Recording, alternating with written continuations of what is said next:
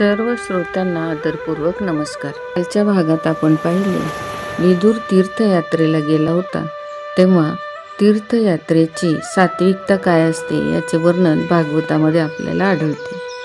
विदुर हे प्रत्येक तीर्थात विधीपूर्वक स्नान करत होते, उपवास करायचे. यात्रा कशी करावी हे सांगताना विदुर असे म्हणतात की पृथ्वीवर अवधूत रूपाने परिभ्रमण करावे, स्नेही संबंधी यांना जवळून देखील ओळखू नये, शरीराचा शृंगार करू नये, पवित्र आणि सात्विक वृत्तीने जीवन जगावे, प्रत्येक तीर्थात स्नान करीत जमिनीवर झोपावे, भगवंत ज्याने प्रसन्न होतात अशी व्रत आचरण करावे, प्रथम काही त्याग करावा आणि मगच काहीतरी देवाकडे मागावे. जो देवासाठी काही त्याग करतो त्यालाच देवाकडे काही मागण्याचा अधिकार असतो.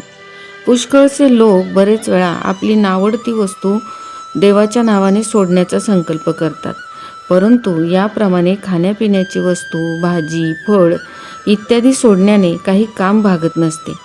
जर पाप किंवा एखादा विकार सोडला तर खरा फायदा होतो.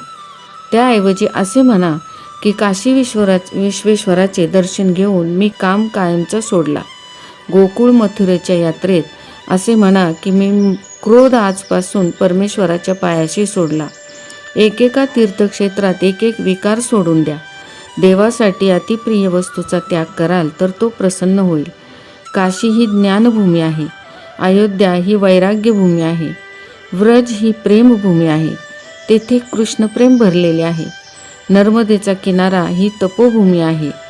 नर्मदेच्या काठावर ज्ञान, वैराग्य, भक्ती हे तीनही सिद्ध होतात. तीर्थक्षेत्रावर कधीही क्रोध करू नये. तीर्थक्षेत्रात ब्रह्मचर्य आदी व्रतांचे पालन करावे, तरच तीर्थयात्रेचे फळ मिळते. यात्रा करीत करीत विदुर यमुना तटी वृंदावनात आले. देवाच्या कृपेने तुम्हाला जर वेळ मिळाला तर पूर्ण चातुर्मास वृंदावनात राहून प्रभूचे भजन करा. कन्हैया व्रजामध्ये अनवाणी पायाने फिरत असे. यशोदा समजावते की अनवाणी जंगलात फिरण्याने तुझ्या पायात काटे रुततील, म्हणून पायात जोडे घालून जा. पण कन्हैया त्यावेळेस असा म्हणे, गायीची सेवा करण्यासाठीच तर मी तुझ्या घरी जन्माला आलो आहे. गेल्या जन्मी मी राम बनून राजाच्या घरी जन्मलो होतो. तेथे मला गोसेवेची संधीच कोणी दिली नाही, म्हणून मी त्यावेळेस ठरवले होते की पुढील जन्मी कुणा गवळ्याच्या घरीच जन्म घेईन आणि गोसेवा करीन. जेव्हा तो 5 वर्षाचा बालक होता तेव्हापासूनच कृष्णाचा नियम असा होता की गाईला खाऊ घातल्याशिवाय स्वतः खायचे नाही. कन्हैया म्हणत असे, माझ्या गाईच्या पायात जर काही नाही तर माझ्या पायात जोडे मी कसे घालू. कृष्ण व्रजात पायीच फिरत असे, म्हणून व्रजामधील रज फार पावन आहे. विदुर वृंदावनातील कृष्ण विहाराने पवित्र झालेल्या भूमीवर अक्षरशः लोळत होते. त्या मातीत गोपींचीही चरणधूळ होती. विदुर श्रीकृष्णाच्या मंगलमय लीलांचे चिंतन करत असत. यमुनेच्या तीरी लौकिक गोष्टीचे चिंतन करणे हे पाप आहे. ही भूमी अतिशय पवित्र आहे. श्रीकृष्ण येथेच गायी चारण्यासाठी येत असे. व्रजाची लीला ही नित्य आहे. विदुराला एकदा तर असे प्रत्यक्ष दिसले की श्रीकृष्ण गायींना घेऊन यमुनेच्या तीरी आलेले आहेत.